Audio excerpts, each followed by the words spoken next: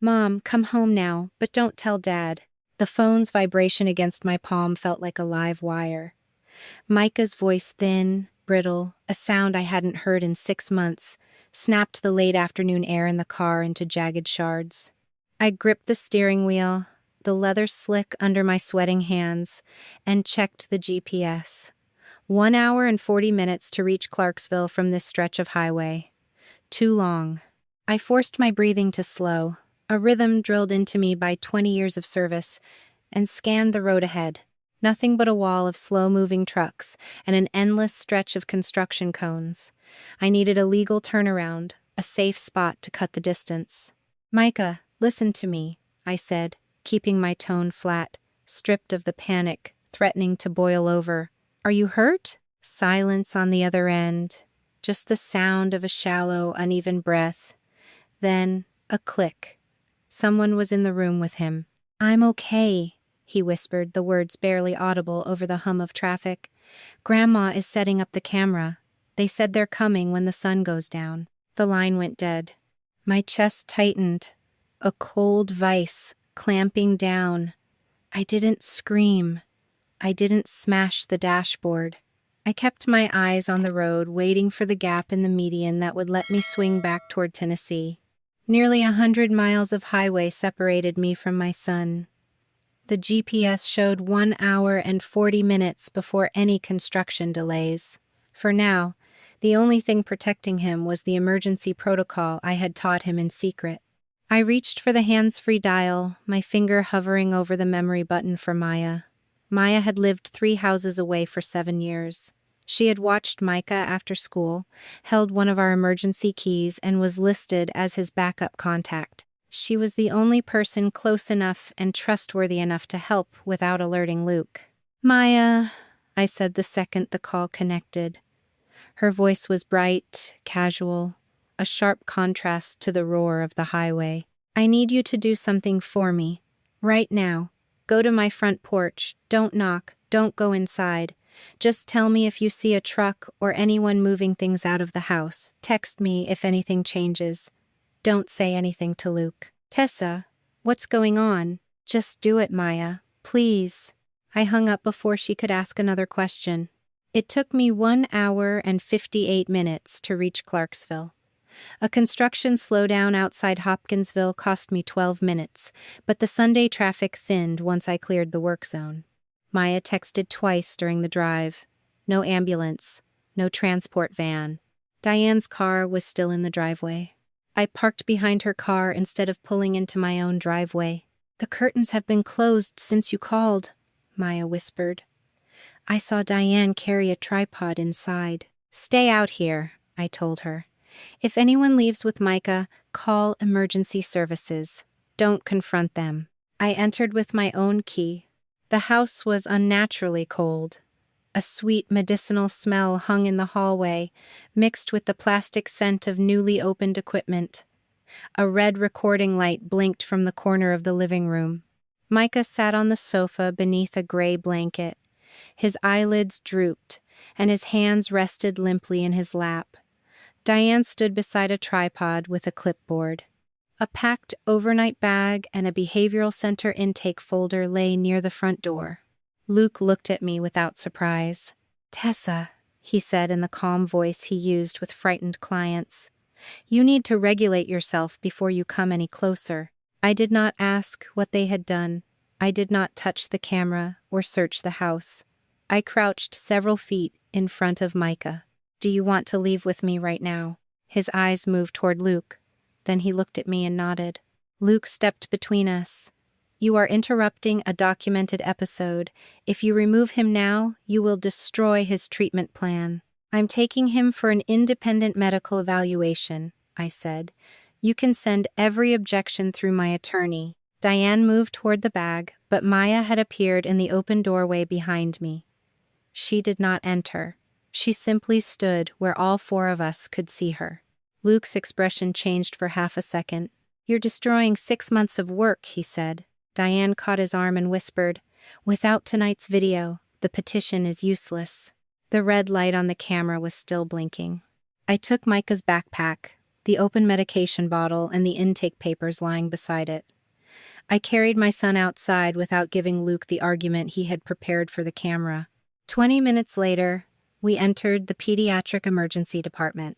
The emergency room at the hospital in Clarksville smelled of stale coffee and industrial cleaner, a scent that clung to the back of my throat. Micah sat on the edge of the examination table, his small frame dwarfed by the oversized paper gown. He kept his eyes fixed on the linoleum floor, shoulders hunched, his hands twisting a loose thread on his blanket. My heart hammered against my ribs, but my face remained a mask of practiced calm. I had to be the mountain. If I cracked, he would shatter. A nurse with weary eyes stepped into the cubicle, checking her clipboard before glancing at us. "Are you the mother?"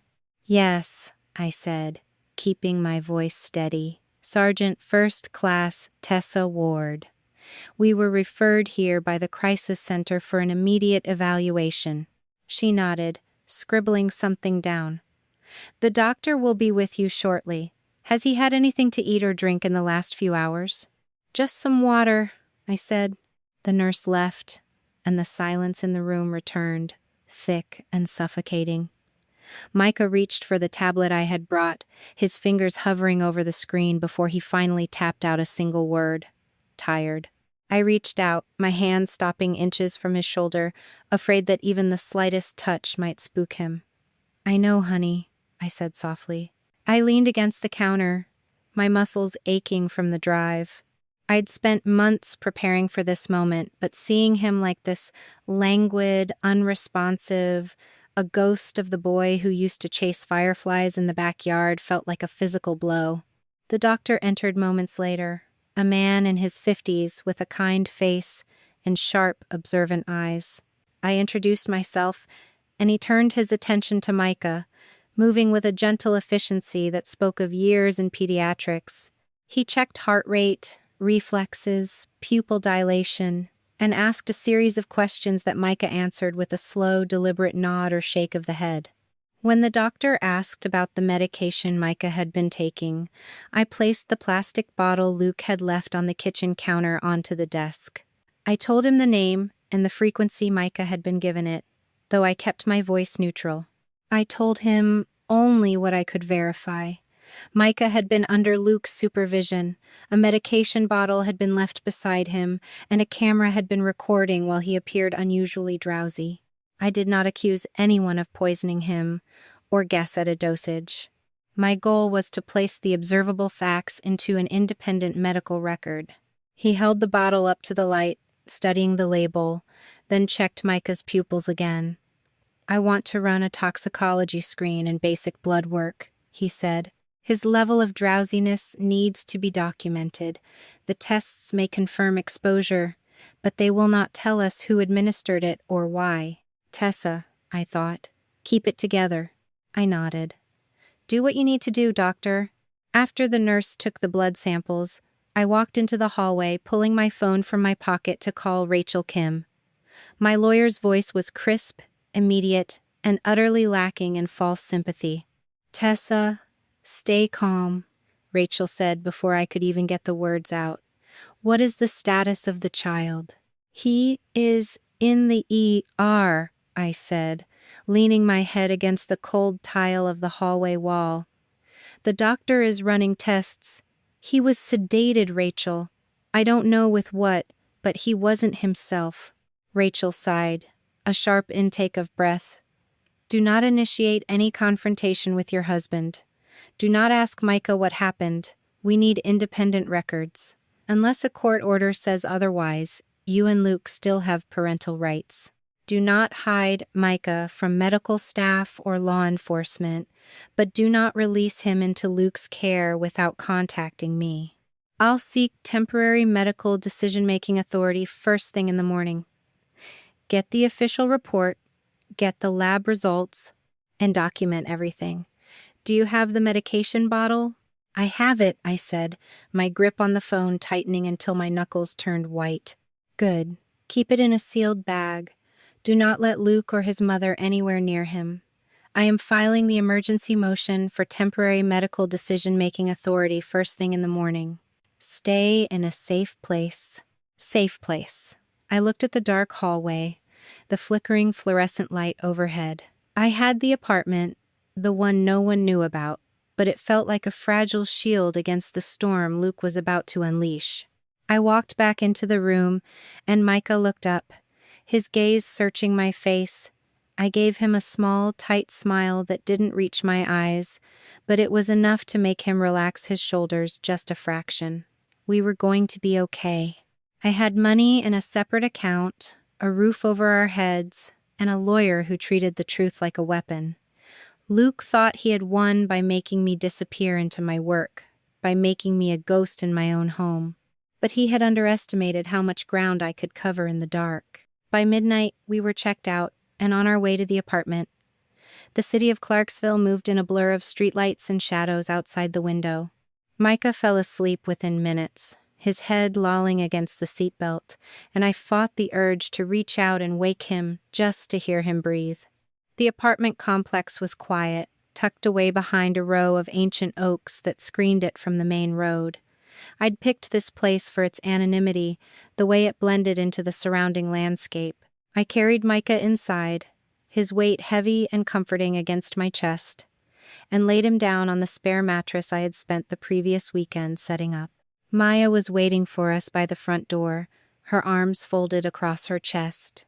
She had the spare key I'd given her 2 weeks earlier, after I signed the month-to-month lease and listed her as Micah's emergency caregiver. I didn't say a word, just led her inside. She looked at Micah, then back at me, her expression unreadable. "He's safe?" I whispered. Maya nodded once, a sharp, decisive gesture. "You're doing the right thing, Tessa.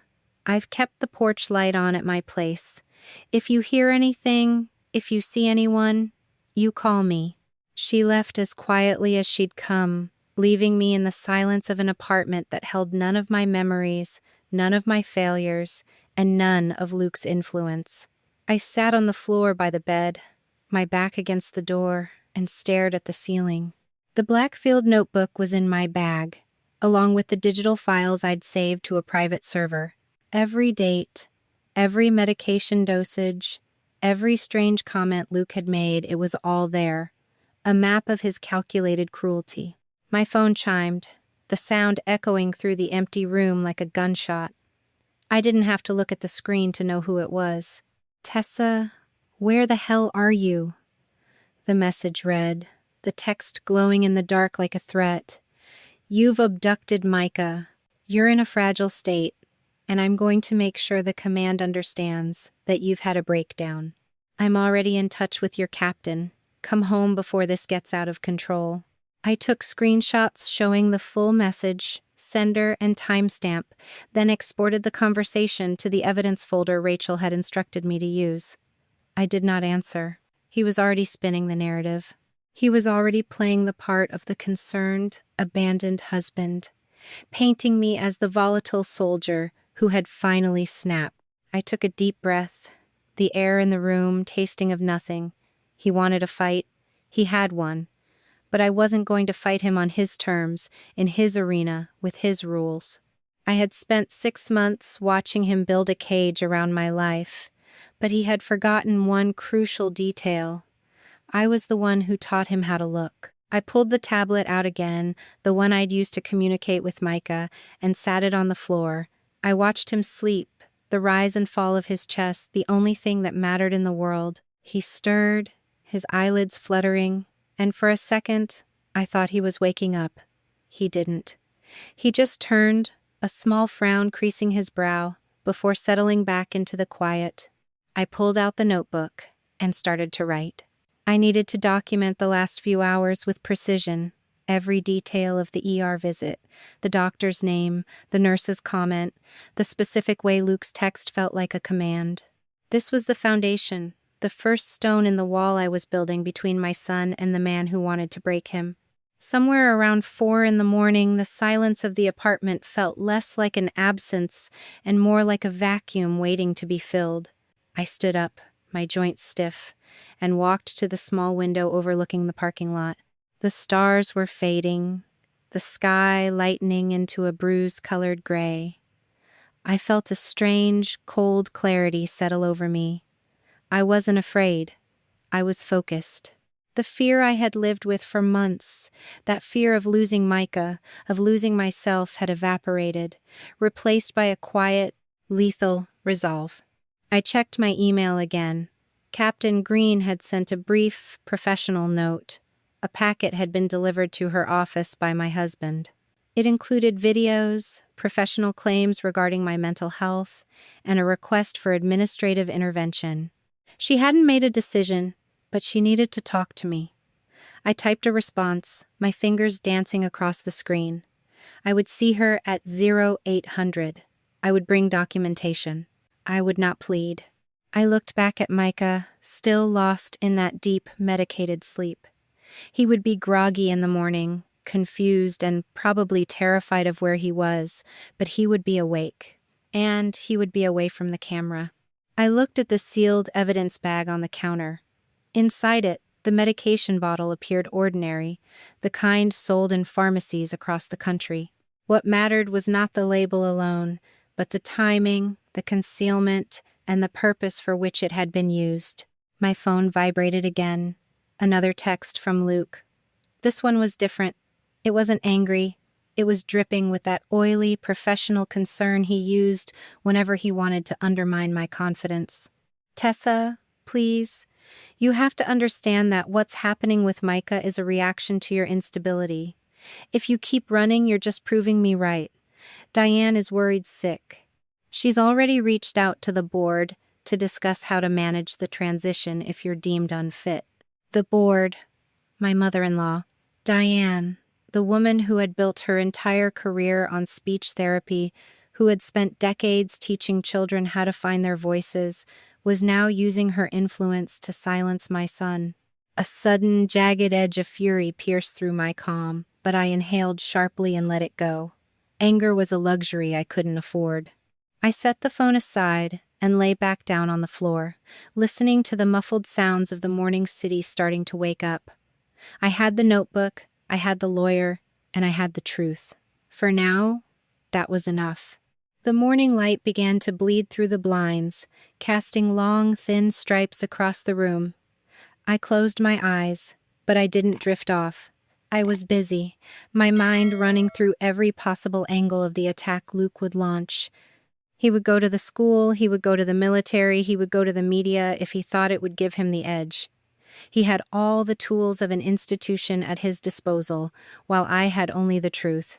I watched the clock on the wall, the seconds ticking away with excruciating slowness. Micah finally moved, a soft sigh escaping his lips. He blinked, looking around the room, his gaze landing on the bare walls, the lack of familiar furniture, the empty space where his toys should have been. Fear flickered in his eyes, but then he saw me. He didn't scream, he didn't cry. He just reached for the tablet, his fingers trembling, and started to type.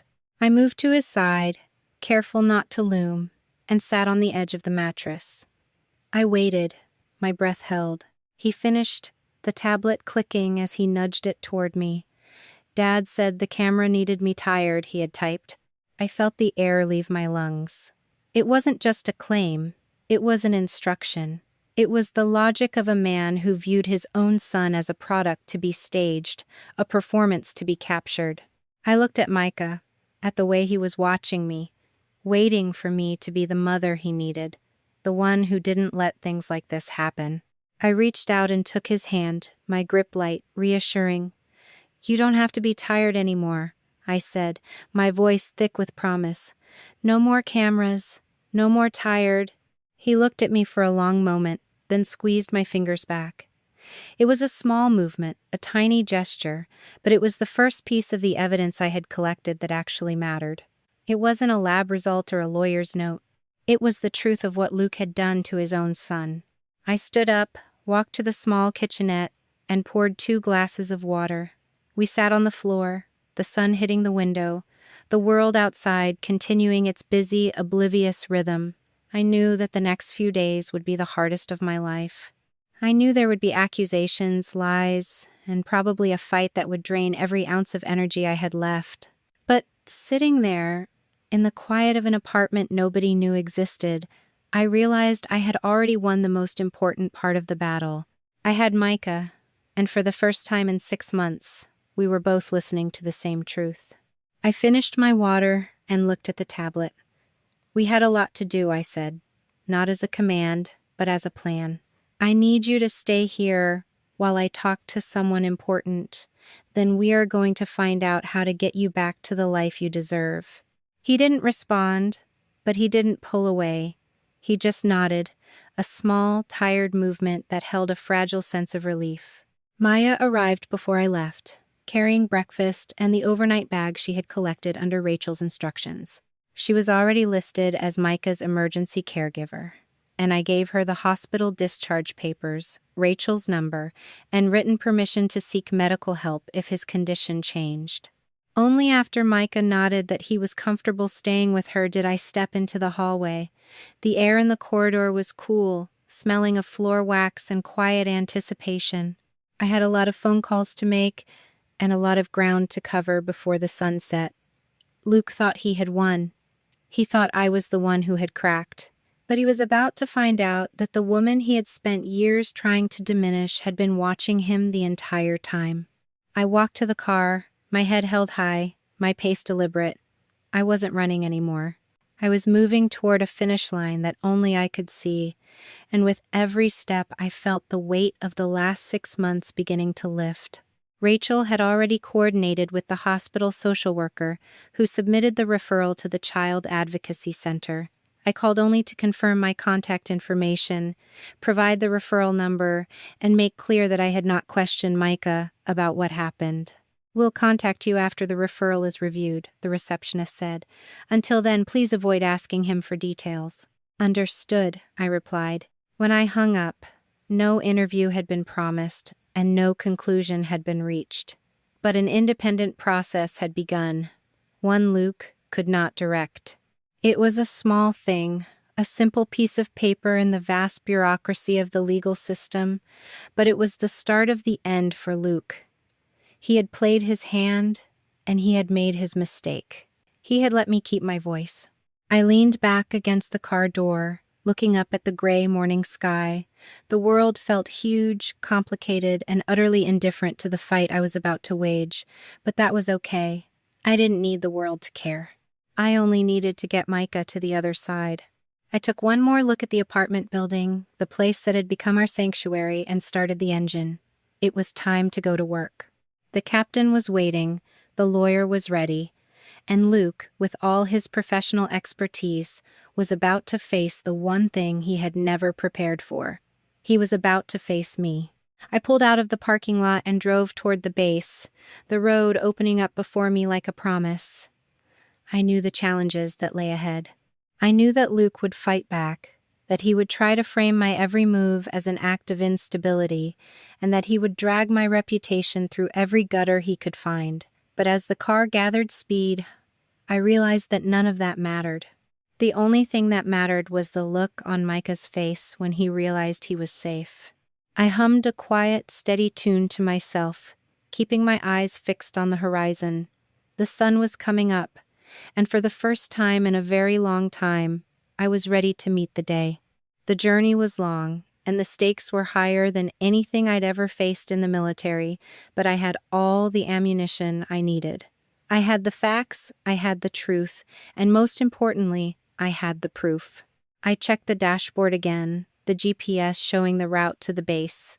I was close now, only 20 minutes away, and as I turned onto the highway, I saw the familiar silhouette of the base gates in the distance. It looked different from here, less like a workplace, and more like the first step in a long, complicated operation.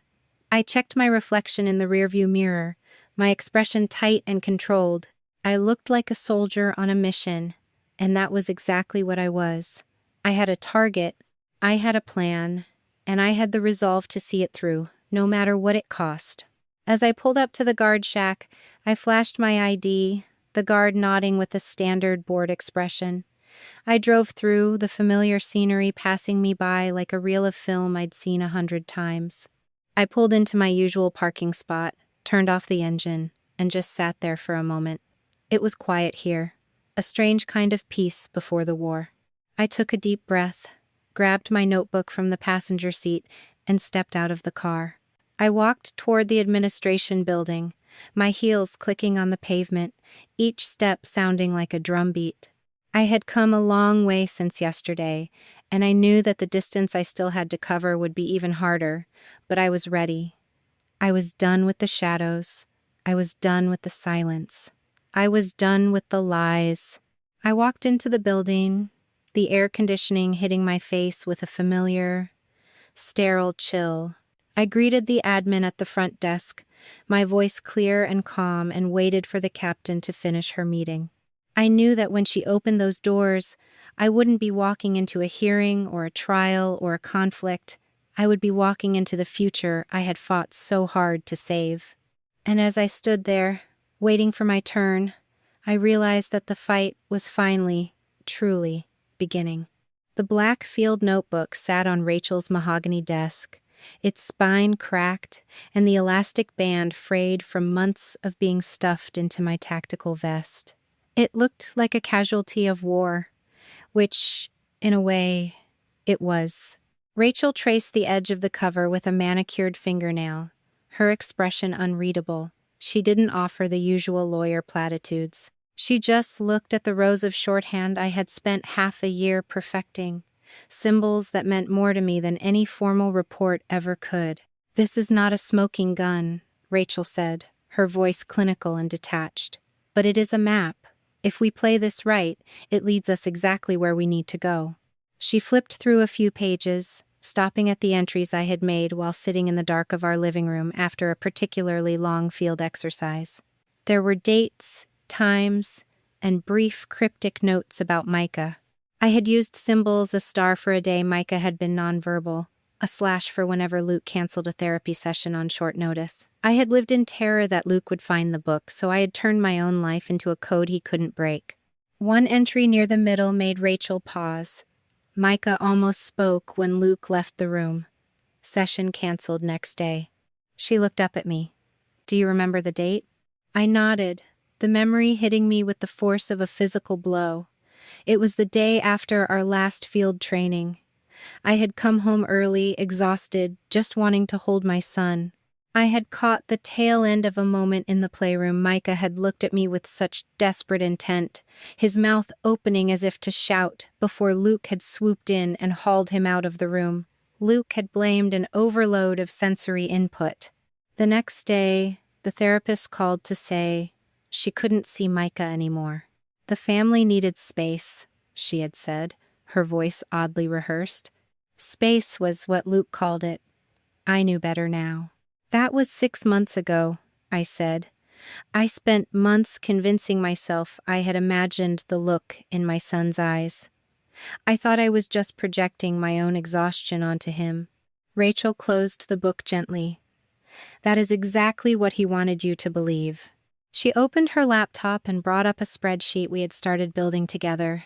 We compared my shorthand notes against the official duty roster from the base and the logs Luke had provided to the court.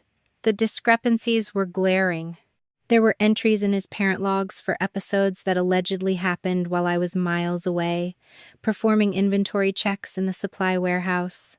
There were times he claimed Micah was awake and agitated at 3 a.m, while my cloud-based camera logs showed the hallway completely still for 8 hours straight. It was a systematic attempt to erase my existence, a campaign to rewrite history until the woman who raised that boy simply didn't exist anymore. "He didn't just want custody," I whispered, watching the cursor blink on the screen. "He wanted to make sure that, even if I stayed, I would be a stranger in my own house." "That's how these things start," Rachel said, though she didn't look at me. She kept her eyes on the screen, her fingers moving with a rhythm that suggested she had seen this play out 100 times before. I leaned back, closing my eyes. I remembered the nights I had stood in the kitchen, feeling the weight of the silence Micah had retreated into. I remembered the way Luke would smile, that gentle, therapeutic tilt of his head, telling me I wasn't listening hard enough to what our son wasn't saying. I had been so eager to be a good mother, so terrified of my own potential to fail, that I had let him hold the mirror while he distorted my reflection. But the notebook was real. The dates were real. And for the first time, the math didn't add up in his favor. "What about the therapy records?" I asked, opening my eyes. Rachel pulled a file from the stack. I reached out, my pulse skipping, only to find the reports were riddled with gaps. Every document submitted by Luke contained the same repetitive phrasing, a sterile, academic vocabulary that felt designed to numb any reader into submission. I realized then that my husband had been manufacturing a reality, using Diane's influence to give his lies the weight of professional truth. They hadn't just been documenting our life. They had been editing it, cutting out the parts where Micah reached for me, adding the parts where I supposedly grew cold and distant. It was a performance, and I had been the only one in the audience who didn't know the script was fake. "I should have left sooner," I said, the words feeling heavy and hollow in my throat. I had the means. I had the job. I had the sense. Rachel looked at me, and for a fleeting second, the professional mask slipped. "You were trying to save a family, Tessa. Most people don't look for the exit until they're already burned. The fact that you kept this book, that you tracked his lies even when you were questioning your own sanity, that's not a failure. That's a survivor's instinct." She turned the notebook toward me again. "We don't need 100 pieces of evidence," she said, her voice dropping to a low, decisive tone. "We just need to break the pattern. Once the judge sees that the timeline is a fabrication, the rest of his story falls apart like a house of cards." I looked at the notes, at the little stars and slashes that represented months of my son's life, and I finally understood what I had to do. Luke wanted to play the part of the long-suffering father, the man trying to shield his child from a volatile mother. I would let him keep playing that part. I would let him keep piling up the lies, keep filling the court with his rehearsed concerns and his doctored videos. Because every lie he told was another link in the chain I was wrapping around his neck. I didn't need to scream. I didn't need to fight him in the hallway or send angry emails. I had the dates, I had the logs, and I had the silence he had tried to weaponize against me. I reached for the book, closing it with a soft, final thud. "I'm ready," I said. Rachel checked her watch, her expression shifting back to that sharp, tactical focus. "Then, let's get to work." The air in Rachel's office felt thick, heavy with the scent of old paper and the quiet, crushing weight of secrets. My hands rested on the cool surface of her desk, palms pressed flat, as I stared at the manila envelope containing the preservation notices she had just finalized. Every word on those pages was an anchor, a legal command to freeze time. Luke, the center, the server, everything had to remain exactly as it was. No deletions, no tweaks, no convenient disappearances. "Tessa, we are not going to show our hand," Rachel said, her voice cutting through the silence.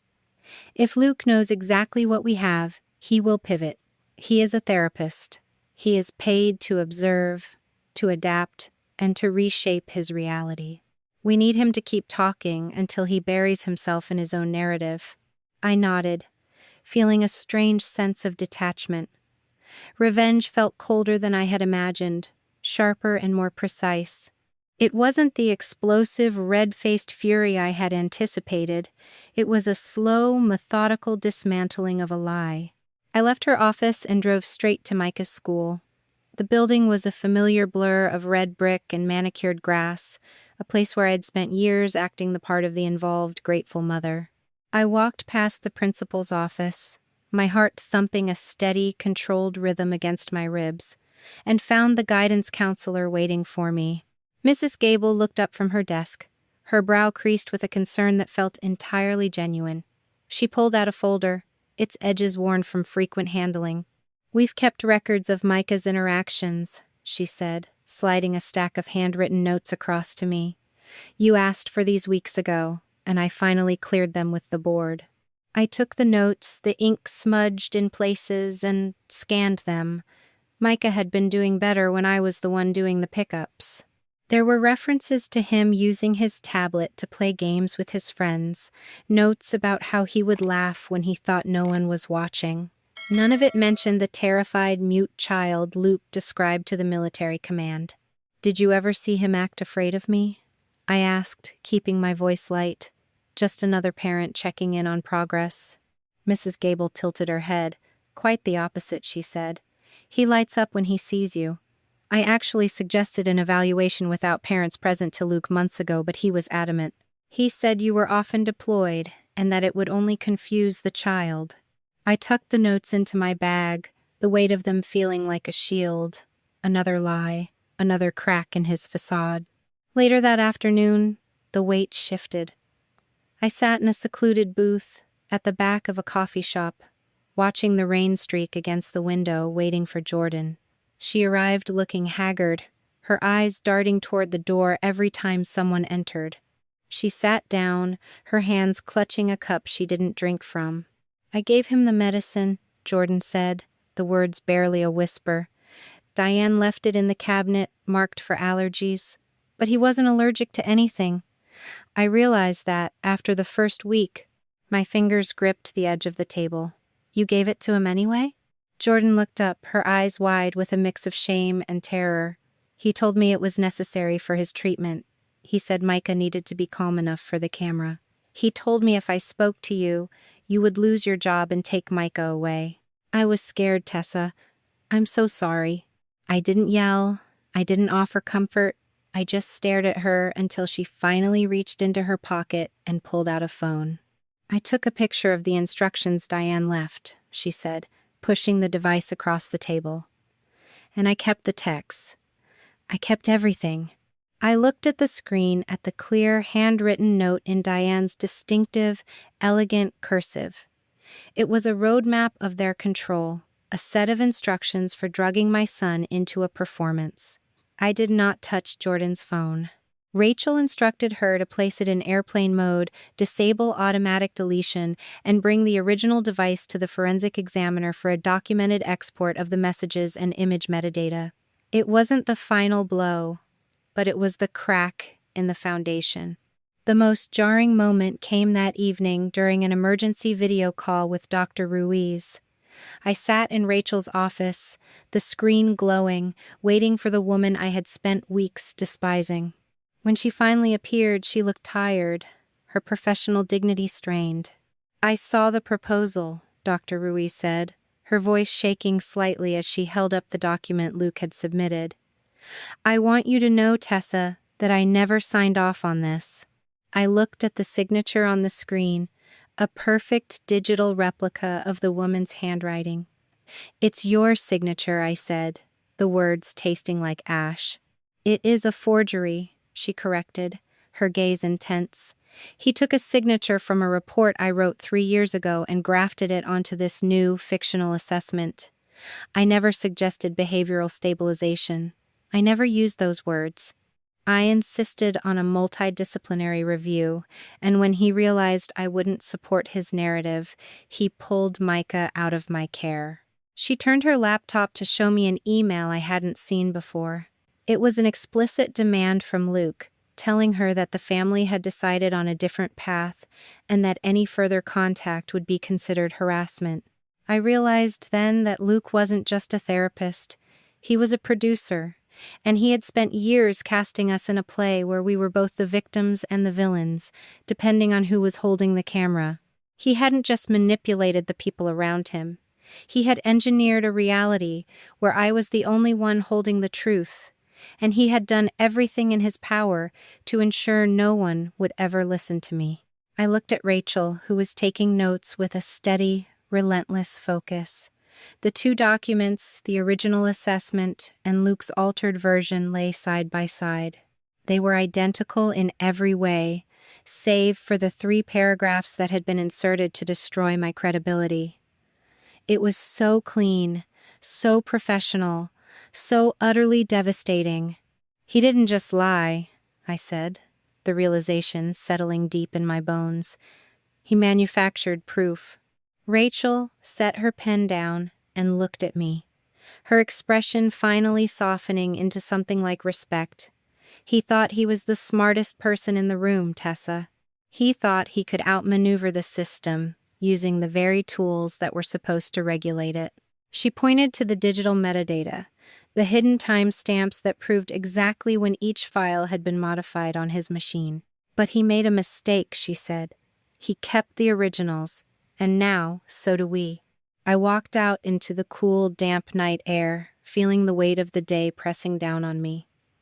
I had the records, the photos, the testimony, and the proof of his fraud.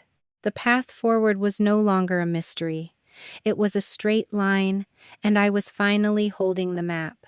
Luke might have built this story, but I was going to be the one to write the ending.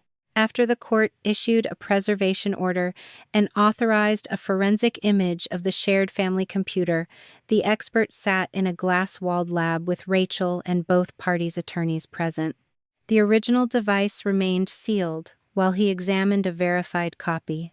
Rachel stood beside me, her presence a quiet, immovable force, as he began the deep scan. I had insisted on being there, even though the thought of witnessing the autopsy of my own marriage felt like being asked to watch myself bleed. He didn't speak for a long time.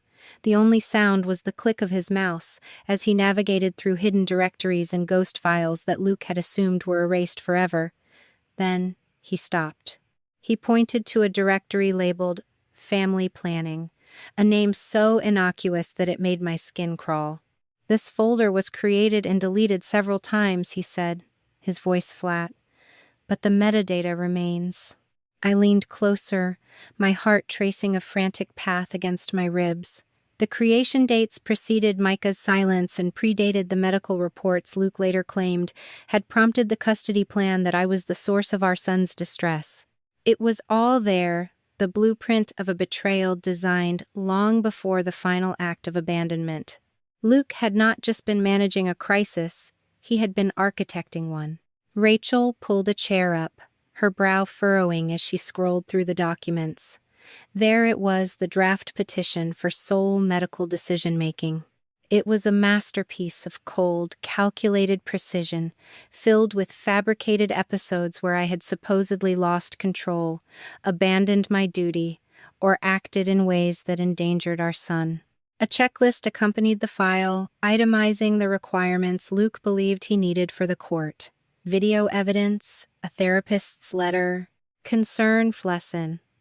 "Everything you feared was happening," Rachel said, her voice barely a whisper. "It was already in motion." I scanned the checklist, my eyes tracing the cruel logic behind his every move. Each argument he had used during our fights was there, transformed from a personal disagreement into a piece of evidentiary weaponization. He had turned my own life into a checklist of my failures. We kept scrolling, and I felt the air grow thin. I pulled up the duty roster from the base, comparing it to Luke's parent logs. The contradictions were so severe they were laughable. There was an episode he described in agonizing detail, a night where he claimed I had screamed at Micah until the boy retreated into himself. I checked my own notebook. That was the night I had been on duty at the base, an alibi corroborated by military logs and 20 other soldiers who had seen me at my post. He had lied about the time, the date, and the very nature of my presence. "He didn't even bother to check the calendar," I said, a bitter laugh escaping my lips. "He didn't think he had to," Rachel replied. "He thought you were the one who wouldn't be believed." I felt a flash of something cold and sharp, a desire to reach through the screen and tear it all down, but I forced my fingers to remain still. If I broke now, if I gave in to the rage, I would be playing exactly into the role he had written for me. Suddenly, a thread of emails appeared in the search results, a correspondence between Luke and Diane. They were discussing the need to make the pattern clear, the mother doting on her son while they dissected my character with the detached precision of surgeons. Diane's voice was the worst. She suggested using the phrase maternal re-entry trigger, a professional term she had coined to give their narrative a veneer of scientific legitimacy. One clean episode before Monday, Luke had written in a final, urgent message. "Monday. That was the day he had intended to file the petition for emergency custody. I looked at the creation date of the petition draft one last time, my eyes stinging. 11 days before Micah stopped speaking, the document had been created. 11 days before my son had been driven into silence, Luke had already decided how he would explain it to the world. I sat back, the weight of it all pressing down on me. I thought Micah had lost his voice because of a trauma he hadn't known how to process, but the truth was much worse. He had stopped speaking because he was a child who understood, with a clarity that only children possess, that the man in his house was building a world where his mother didn't belong. "Tessa," Rachel said, her hand resting firmly on my arm, "we have everything we need. We don't need to confront him, and we don't need to show him what we've found. If we do, he will destroy the rest of the evidence before we can subpoena it. Let him believe he's winning. Let him keep digging the hole." I nodded, my resolve hardening like concrete. I had come here looking for answers, and I had found something far more dangerous. I had found the motive. The custody petition had been created 11 days before my son stopped speaking, and in that moment, the entire narrative of my marriage died. I wasn't the broken soldier Luke had portrayed. I was the target of a long-term, coordinated campaign, and the time for playing the victim had passed. When the examiner closed the evidence window, the screen going black, and walked out into the bright, indifferent afternoon, the fight was no longer about saving my marriage.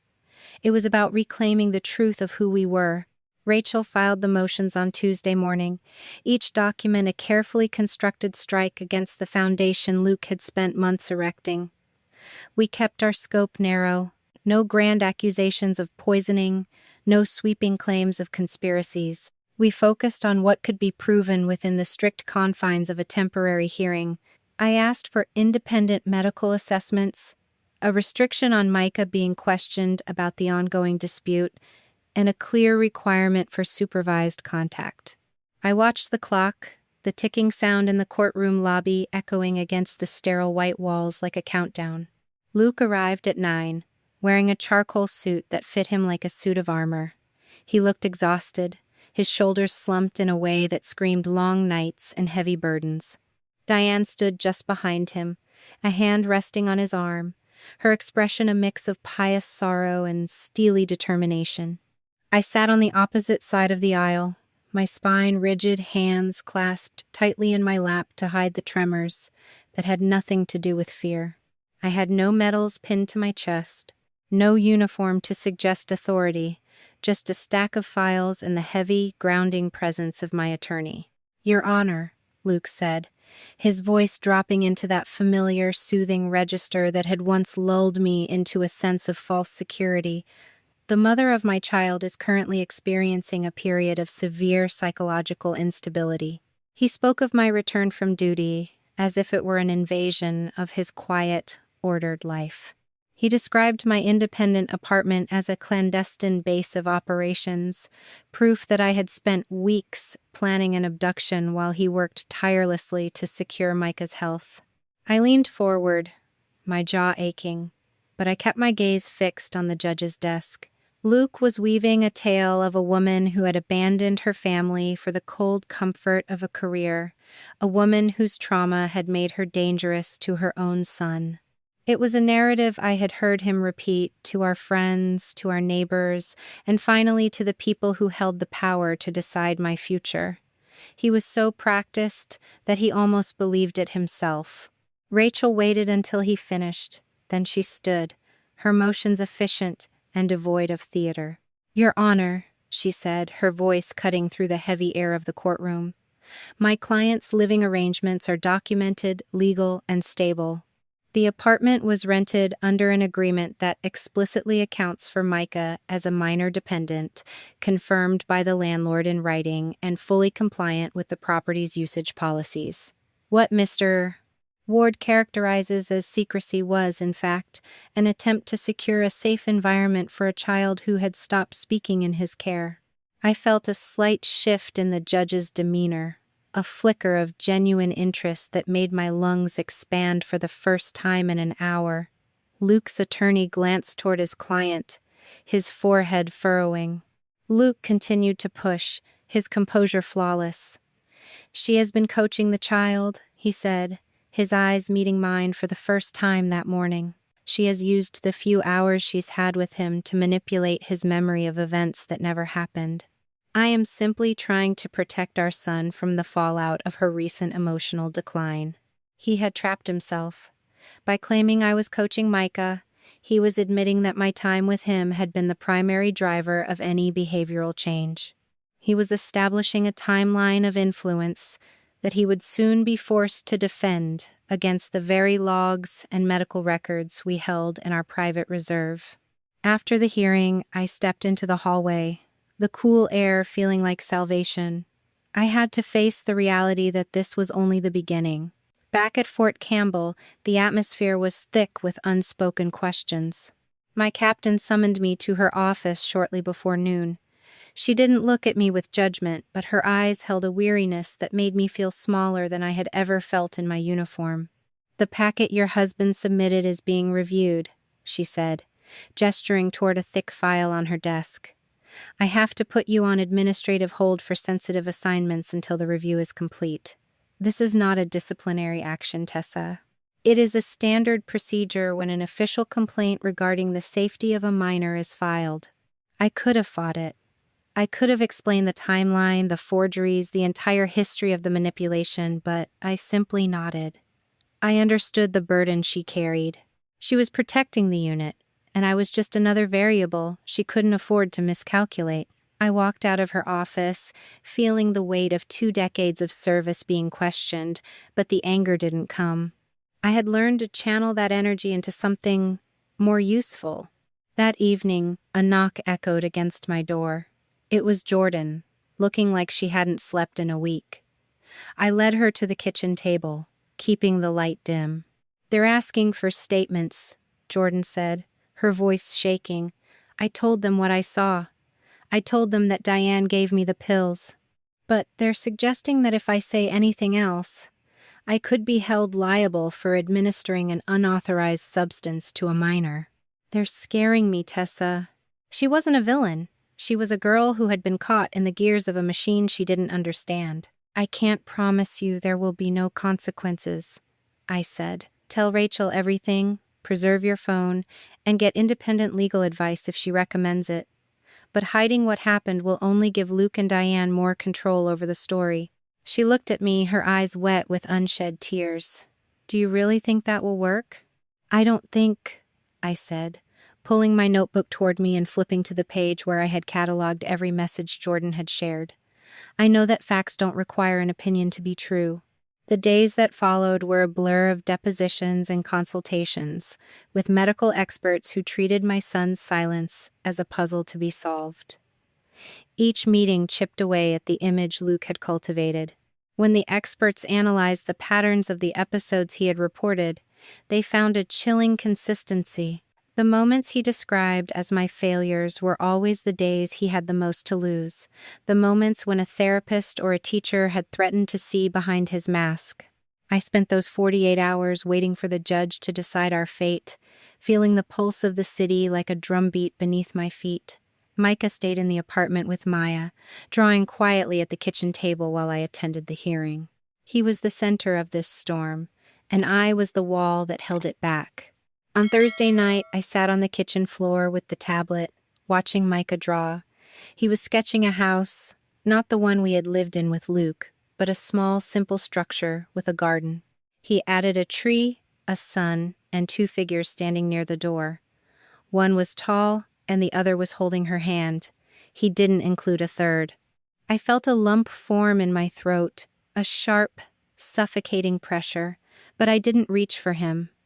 I didn't want to break the spell of his quiet work. He was healing piece by piece, and the fact that he was finally looking to the future was more than I had dared to hope for. The phone rang at midnight. I let it go to voicemail. Luke's voice arrived a minute later, stripped of the therapeutic warmth he used in public. "You think that apartment and your lawyer are going to save you," he said. "When the judge sees what you've done, you'll never see Micah without someone watching." I did not call back. I forwarded the untouched voicemail to Rachel, preserving the original timestamp and file information. At 9 on Friday morning, I stood in the hallway of the family court, the air smelling of floor wax and old secrets. My lawyer stood beside me, checking her notes one last time, her expression cool and focused. The doors opened, and we walked inside. I felt the judge's gaze settle on us, a heavy, impartial weight that demanded the truth. Luke sat at the table opposite me, his posture perfect, his hands clasped as if in prayer. I didn't look at him, I looked at the judge. I was ready. That morning, the judge would decide only Micah's immediate safety, not the final outcome of the custody case. She ordered Micah to remain temporarily with me, limited Luke to supervised contact, barred both parents from questioning him about the case, and appointed a guardian ad litem. A full evidentiary hearing would take place only after discovery, depositions, and the forensic review were complete. We had secured time and safety, not victory. The morning air outside the courtroom was crisp, smelling faintly of autumn leaves and impending rain. I adjusted my blazer, the fabric feeling like a barrier between my skin and the world. Rachel caught my eye, giving a single, sharp nod that told me everything I needed to know. The guardian ad litem had finally spoken to Micah in a neutral, child-friendly room, and for the first time in months, I had been forced to let go. I had sat in the hallway, staring at the closed door, my palms sweating, waiting for the one person who could truly explain our world to emerge. When she came out, she didn't look at me with pity. She just walked to the water fountain, took a slow drink, and then leaned against the wall near me, her face unreadable. She hadn't promised a victory, but she had looked surprised when she left that room, and in this system, surprise was the closest thing to a miracle I was likely to receive. Luke was hovering near the exit, his hand on Diane's elbow. They looked like a portrait of the perfect, misunderstood family. I kept my distance, refusing to provide them with the fuel of an outburst. Every time I felt the heat of his gaze, I pictured the notebook tucked safely in my bag. I had played my role. I had been the silent, steady partner who observed, documented, and waited. Now, the mask was starting to slip. An email from Diane appeared on my phone screen, the subject line simply titled, "Family Business." I opened it while standing in the shade of a marble pillar, my fingers hovering over the screen. It was an offer, or at least that was how she framed it. She claimed to have held onto the original files Luke had deleted, the raw, unedited footage that proved exactly who had been behind the camera. She wanted me to give her access to Micah again. She wanted me to withdraw my complaints against her medical license. She called it a grandmother's compromise, a path toward healing the rifts we had created. The audacity of it hit me with the force of a physical impact. She was offering me my son in exchange for my son's safety. I forwarded the email to Rachel immediately, adding a single sentence: "Do not respond." I needed to see it for myself. I sat at my kitchen table that evening, the house quiet, and laid out the parent logs, Diane's frantic emails, and the therapy records I had finally secured. It was all there. I traced the phrase maternal reentry trigger through a dozen different documents, seeing it pop up like a recurring nightmare. My finger stalled on a paragraph in a document from 6 months ago. The track changes function was still active on the digital file, revealing that Diane had edited a therapist's report, deleting the word anxious and replacing it with dysregulated in maternal presence. It was a surgical alteration, a deliberate attempt to change the clinical definition of Micah's behavior to suit their narrative. They weren't just protecting Luke. They were building a fortress out of technical terminology and psychological jargon. Diane wasn't a bystander. She was the architect.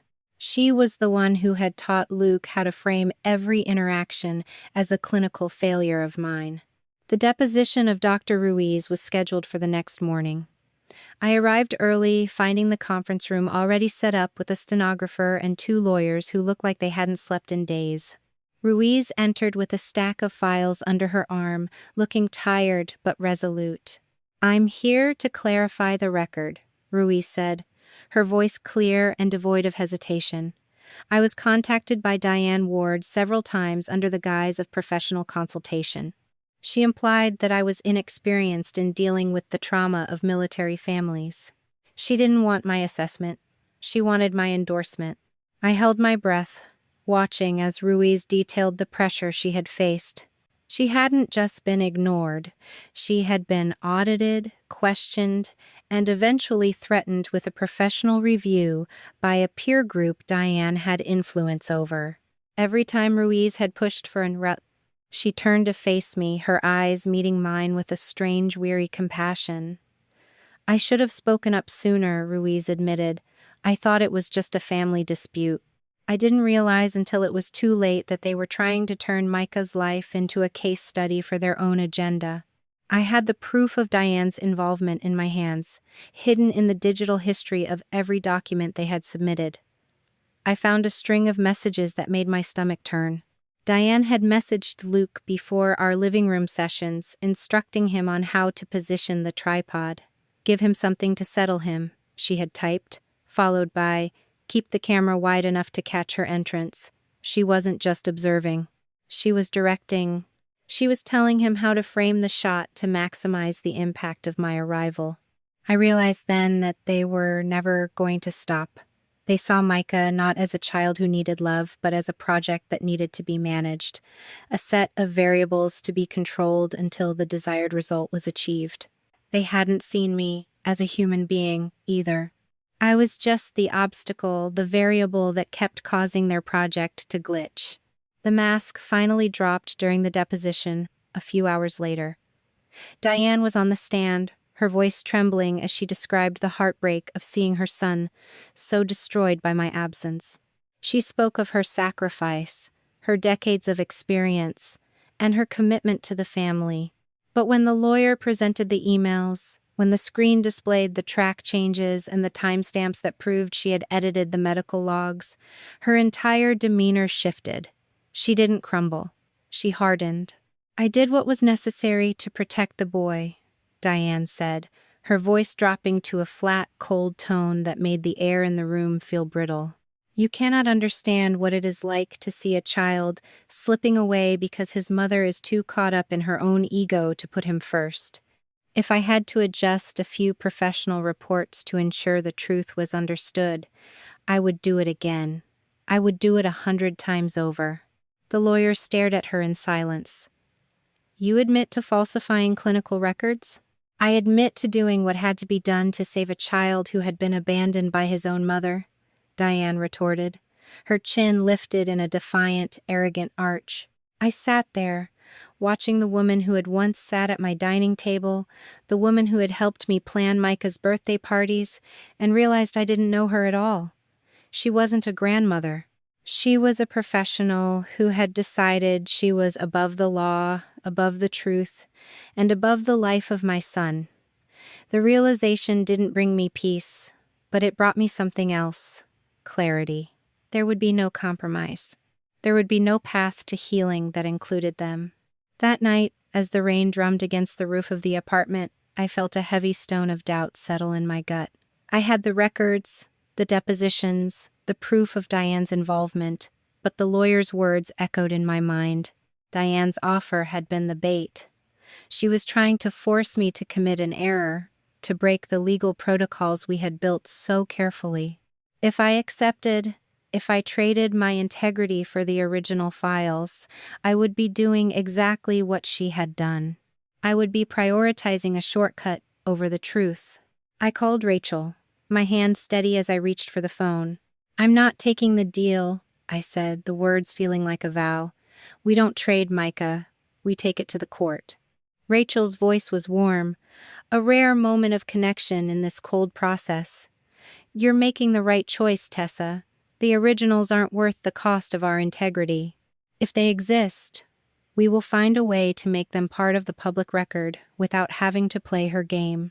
I hung up, the silence of the apartment feeling less like a cage and more like a space waiting for me to reclaim it. I looked at the black notebook one last time. The symbols I had used to keep my sanity now appearing like a map I had finally mastered. I knew the stakes. I knew that they would use every connection, every lie, and every piece of influence they could muster to destroy me. But they had forgotten one detail. They had forgotten that they were playing against a soldier, and I had spent my entire life learning how to survive the fire. I closed my eyes, the rhythm of the rain steady and calm, and for the first time in months, I wasn't just waiting for the storm to pass. I was waiting for the moment to move. The next morning, I woke up before the sun, the apartment bathed in a soft gray glow. I stood by the window, watching the city wake up, and felt a strange sense of anticipation. I knew that when the sun went down, everything would be different. I didn't know if I would win, but I knew that I would never look at the world the same way again. They had tried to turn my son into a shadow, and they had tried to turn me into a ghost, but they had failed. We were here, we were real, and we were finally ready to be seen. I reached for my phone, the screen flickering to life. I saw a message from the Child Advocacy Center confirming the date of the next interview. I saw a notification from the school confirming Micah's progress. I saw the world, cold and indifferent, but full of possibilities. I picked up the notebook, the pages worn and fragile, and tucked it back into my bag. It was time to go. The fight wasn't over, but the ground had shifted. I was moving forward, step by step, and with every step, the weight of the last 6 months began to fall away. I felt stronger, more determined, and more certain of who I was than I had been in years. I opened the door, the morning air rushing in to meet me, and stepped out into the day. The fight was just beginning, but for the first time in a very long time, I was the one holding the line. I drove to the court, the road stretching out before me like a promise. I knew the risks, I knew the costs, and I knew that this was only the start of the process, but I felt a calm resolve settle over me. I wasn't just a mother fighting for her child. I was a witness who had finally been given a voice. They had tried to silence me, and they had tried to turn me into a monster, but I had refused to be their reflection. I was Tessa Ward, and I was going to see this through to the very end. I parked the car, my heart steady and clear. I walked toward the entrance, the building rising like a fortress in the morning light. I wasn't afraid. I was focused. I knew the truth, and I knew that the truth, no matter how hard they fought it, would eventually find its way into the light. I walked through the doors, the air of the courtroom already beginning to churn, and took my seat. It was time for the truth to be told. The forensic expert sat in a glass-walled room that hummed with the vibration of servers. His eyes remained locked onto the monitors displaying the contents of our family computer. I watched from the doorway, my heart tracing a frantic path against my ribs. "I have bad news," he said, his voice flat. The camera system's local storage drive was factory reset. The petition drafts and email records recovered from the family computer are intact, but the raw camera footage stored locally has been overwritten. The room spun. The raw footage was gone, the video from the night I left, the clips of Luke coaching Micah, and the original camera timestamps. The documents from the family computer still existed, but the recordings that could show what had happened inside the house had disappeared. It was as if Luke had erased the reality of what had happened to us. "He is already spinning the story," Rachel said, her voice remaining neutral. "He is claiming your departure triggered an automatic system error, resulting in a total data wipe. We were back to the beginning. It was my word against his, my notebook against his professional reputation. It felt like I had spent months running toward a goal line that kept moving." Micah was waiting in the apartment when I returned. He was sitting at the table, drawing, the house quiet. When he saw me, he put down his crayon, his small hands trembling. I pulled him into my lap, his breathing ragged. I didn't tell him the evidence had been destroyed. I just held him, the silence of the apartment feeling like a tomb. "I should have known he would do this," I whispered. That night, unable to sleep, I pulled the black notebook out one last time. My eyes drifted to a frantic entry near the end, written the day before I had set up the extra administrative access for our camera system. Created second admin after hallway clip vanished. I had written, the ink slightly blurred. I sat upright in the bed, the realization hitting me. I hadn't just relied on the local drive. I had set up a cloud-based backup using a private email address, one I hadn't touched in months. I dialed the expert's number, my voice barely audible. There may be a second cloud archive, I told Rachel. I created an administrator account months ago, after a hallway clip disappeared. Rachel notified the forensic examiner and opposing counsel under the existing preservation order. The examiner authenticated the account, recorded the login process, and created a read-only forensic capture before opening a single video. I provided the account information through Rachel. The examiner documented each step while I waited outside the lab, unable to alter, download, or preview the files myself. I paced the floor, watching the sunrise paint the city in shades of orange and pink. Finally, the notification popped up. Access granted. The relief was so profound I had to sit down on the floor. The files uploaded raw, unedited footage. The video showed Diane arranging the camera, her voice instructing Micah on how to look toward the kitchen and hide his face when I entered. She was coaching him. Then, the second video appeared. Luke was holding the medication bottle, his movements deliberate as he mixed something into the milk. He didn't look malicious, he looked methodical. He gave the milk to Micah, and within minutes, the boy's eyes grew heavy. But the final file was the one that made me lose my breath. It was a recording from the night before Micah had stopped speaking. Luke was leaning close to Micah's ear, his voice low and dangerous. "What happens if you make Mommy angry?" he asked. Micah pointed to a photo of me in my uniform, his face twisted in genuine terror. "If you tell her anything," Luke said, "she will be taken away. She will be arrested, and you will never see her again." I watched the screen, the silence of the apartment finally shattered by the truth. Luke hadn't just been documenting a performance, he had been creating it. He had manufactured the very trauma he used to justify taking my child away. I didn't cry. I felt a cold, clear resolve settle over me. The examiner cataloged the files, generated verification hashes, and delivered the authenticated copies through the court-approved process. I did not download, rename, or forward anything myself. The evidence would reach Rachel without passing through my hands. I realized then that Micah didn't have to speak. The recordings were enough. His father had captured the threat, and he had laid it out in a format that left no room for doubt. I closed the laptop and felt a strange sense of liberation. I wasn't just a mother fighting for her son. I was the person who held the power to destroy the narrative that had nearly cost us our lives. The morning light flooded the kitchen. The raw footage did not replace the notebook. It confirmed it. Every date I had recorded now pointed to a video, a message, a receipt, or a report Luke could no longer explain away. I had the cold, hard proof of his fraud. I checked the time. The hearing was hours away. I dressed in my best suit, the fabric feeling like a shield, and looked at Micah, who was finally playing with his toys, his movements natural and light. He looked at me, a soft, tentative smile playing on his lips, and I knew I was doing exactly what I had been brought into this world to do. I walked out of the apartment, the door clicking shut with a final sound. I was ready to face them. I drove to the courthouse, feeling no fear, only a quiet energy. I walked through the hallway and pushed open the courtroom doors. The room was filled. Luke was at the table, his face a mask of practiced concern. He didn't know the backup had held. He didn't know I had watched him reveal his own guilt. I took my seat and waited.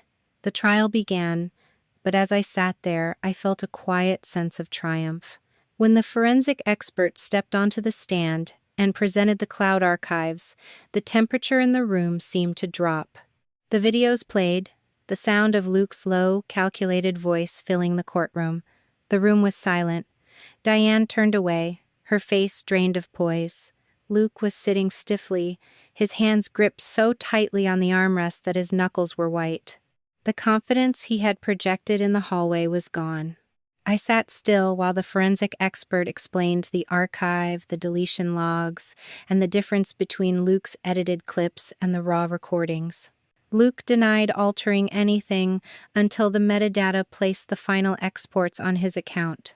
Diane tried to call the edits professional clarification, but her own messages showed that she had directed the camera placement and supplied the language used in the reports. The judge did not call Luke a criminal. That decision belonged to another court, but she found that he had manipulated Micah's treatment, submitted unreliable material, and placed his custody strategy above his son's well-being. I was designated Micah's primary residential parent and given sole medical decision-making authority during his recovery. Luke's contact remained supervised. He could not record Micah, select his therapist, question him about the case, or use his image publicly. Diane was barred from unsupervised contact. The findings and preserved evidence were forwarded to the appropriate licensing boards and investigative authorities. There was no applause and no arrest in the courtroom. Outside, Rachel reminded me that the professional and criminal cases could take months. I did not feel victorious. I felt as though I had finally placed both feet on solid ground. The rest of the consequences came slowly. The apartment felt smaller than I remembered, but for the first time it didn't feel like a temporary stop on a map leading nowhere. The walls were painted a soft, neutral shade I'd chosen myself, and there were no cameras tucked into corners or recording devices hidden behind the books on the shelves. I stood in the doorway of the bedroom, watching Micah as he sat cross-legged on the rug, carefully arranging his collection of plastic dinosaurs. He had been home for nearly 7 months now, and while the progress wasn't a straight line, it was a path we were building together, one quiet morning at a time. Maya stopped by later that afternoon, bringing groceries that I hadn't had the energy to pick up. She watched Micah for a moment, then looked at me with a soft, knowing expression. "He looks different," she said. Her voice barely a whisper so she wouldn't break the fragile piece of his play. I watched him reach for a triceratops, his movements fluid and unhurried. "He is," I said, feeling a surge of something warm and steady behind my ribs. "He's starting to ask for things. He asks for extra syrup on his pancakes, and he asks to go to the park when the weather is nice. It's small, but it's him." Maya squeezed my hand, her grip firm and grounded. "That's everything."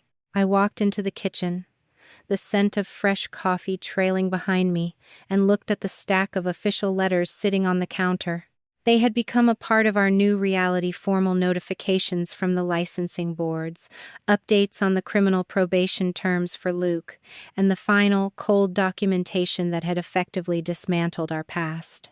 After an emergency suspension and a formal disciplinary investigation, Luke surrendered his license under an agreement that permanently barred him from practicing therapy or working clinically with children.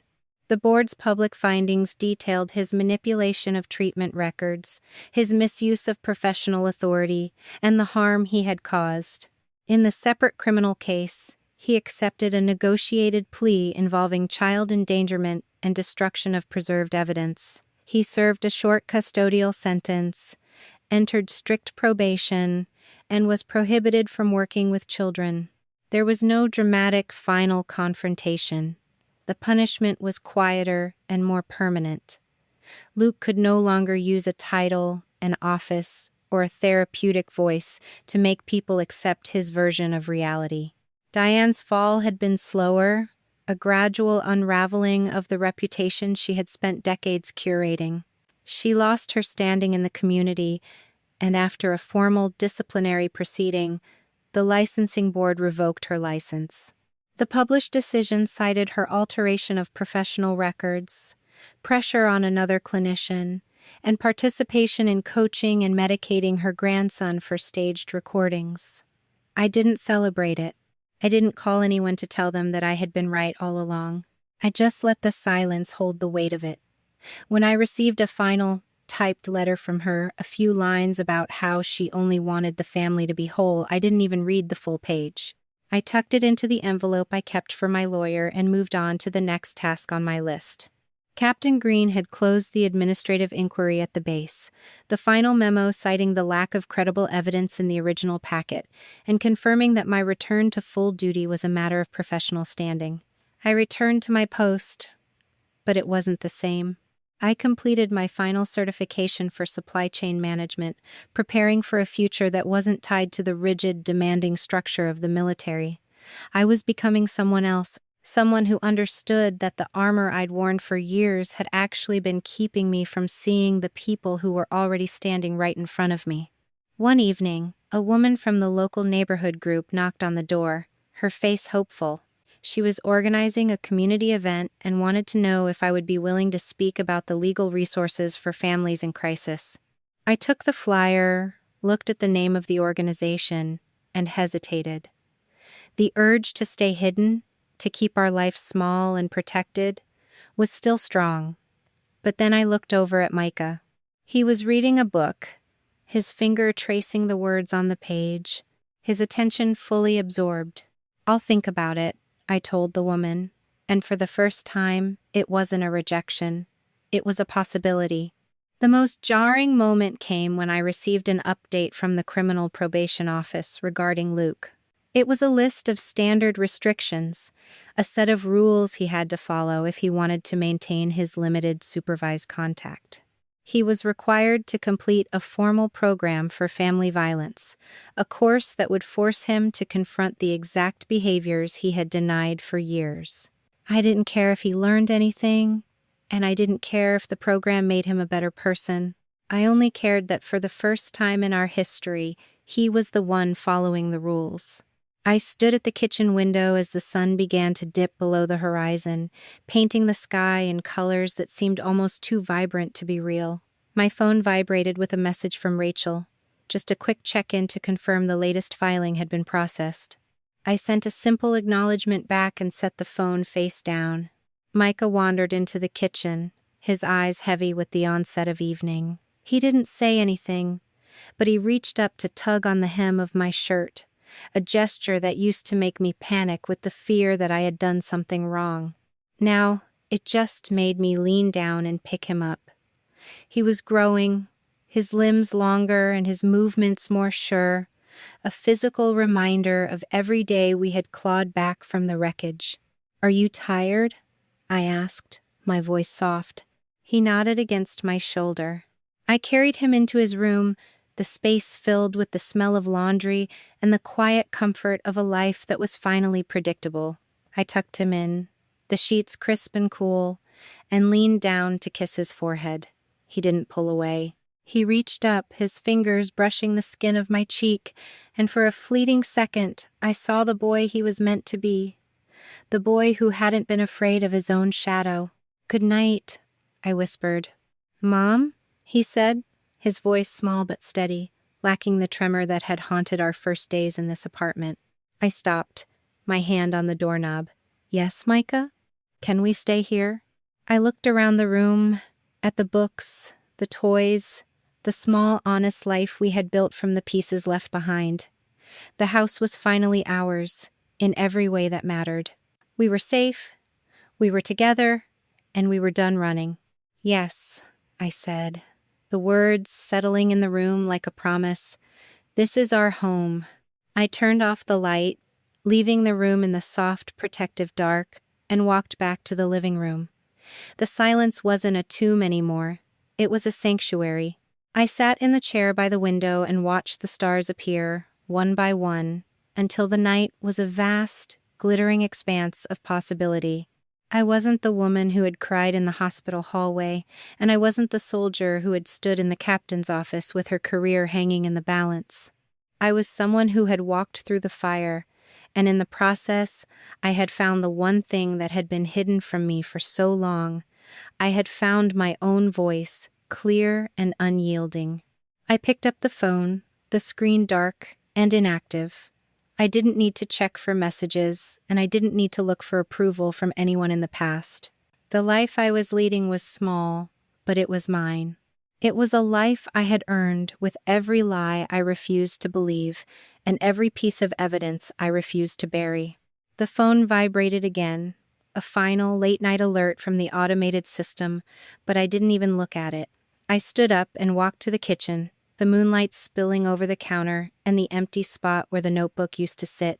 The past was a closed chapter, a book I had read and finally understood.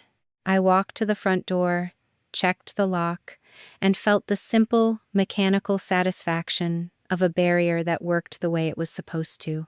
I went back to the living room, took one last look at the empty space where the camera used to be, and smiled. It was time to rest. The fight had been long, the cost had been high, but I had arrived at the only destination that ever mattered. I wasn't just surviving, I was beginning. I lay down on the couch, the night air cool against my skin, and closed my eyes. The first time Micah had used his voice, he had called me home. The next time, he had told me where home finally was. I let the silence take me, a quiet, peaceful drift, into a future that was finally, truly, ours. If you ever find yourself walking through the fire of a life that feels like it belongs to someone else, remember that silence is not a virtue when it is being used to bury your truth. You may feel like you are the only one holding the weight of the world, afraid that if you speak up you will lose the very people you are trying to protect. But the greatest injustice you can commit against those you love is to let someone else dictate the reality of your shared existence. You do not need to be a soldier, a lawyer, or an expert to demand the truth. You only need to be the person who refuses to look away.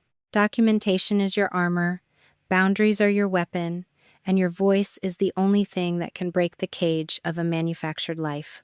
When you realize that you are being forced to perform in a story you never wrote, take a step back, gather your facts, and prepare to reclaim your narrative.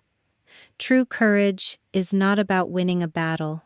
It is about recognizing that your life has inherent value that cannot be traded, manipulated, or edited by those who fear your strength. If you have been forced to stay quiet to keep the peace, ask yourself, is this peace, or is this just the silence of a life being slowly dismantled? Have you ever felt that your own home, the place meant to be your sanctuary, was slowly becoming a stage where you were forced to act out someone else's version of the truth? Your experience is a powerful tool for others. If you have ever had to build a wall of evidence to protect your family or your own sanity, share your story, because there is someone out there right now who needs to know that they are not alone and that they, too, can find their way home.